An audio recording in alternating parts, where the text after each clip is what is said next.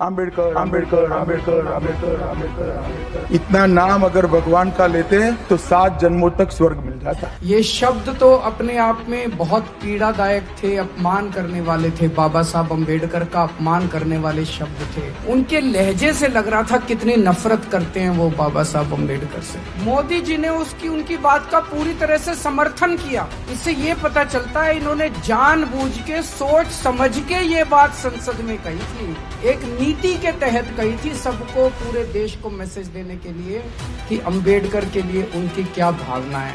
हम दो महानुभावों को अपना आदर्श मानते हैं आम आदमी पार्टी में, बाबा साहब अम्बेडकर और भगत सिंह। दिल्ली सरकार के सरकारी स्कूलों के अंदर हमने बाबा साहब जीवन को पढ़ाना चालू कर दिया ताकि हर बच्चे को उनके जीवन से प्रेरणा मिल सके। 12वीं क्लास तक मैंने शिक्षा फ्री कर दी। जय भीम योजना हमने दिल्ली के अंदर लागू करी। तो मेरी भावना बहुत बुरी तरह से मैं पीड़ित हुआ जब मैंने अमित शाह जी के स्टेटमेंट को सुना। वो कहते हैं कि इतना भगवान का नाम लोगे तो 7 जन्म में स्वर्ग मिल जाएगा। मैं उनको कहना चाहता हूँ, बाबा साहब अम्बेडकर आधुनिक भारत के भगवान से कम नहीं है, आधुनिक भारत के भगवान है। जब संविधान बन रहा था, आज झुग्गी झोपड़ी में रहने वाले एक एक आदमी के पास वोट का अधिकार है, इसलिए बीजेपी वाले जाके झुग्गियों में रह रहे हैं। अगर बाबा साहब अम्बेडकर ने वोट का अधिकार नहीं दिलाया होता, ये सारी झुग्गियां तोड़ के इनको पता नहीं कहाँ फेंक देते हैं।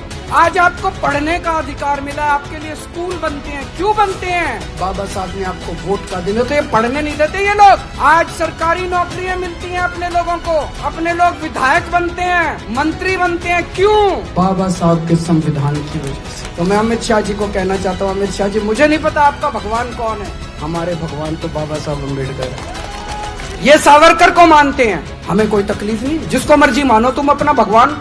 हमने तुमको कुछ नहीं बोला, तुम्हारी हिम्मत कैसे हो गई हमारे भगवान के खिलाफ बोलने की। अब बाबा साहब से प्यार करने वाला आदमी बीजेपी से प्यार नहीं कर सकता। या तो बीजेपी से प्यार करते हो या बाबा साहब से प्यार करते हो। जो बाबा साहब से करे प्यार, वो बीजेपी को करे इनकार।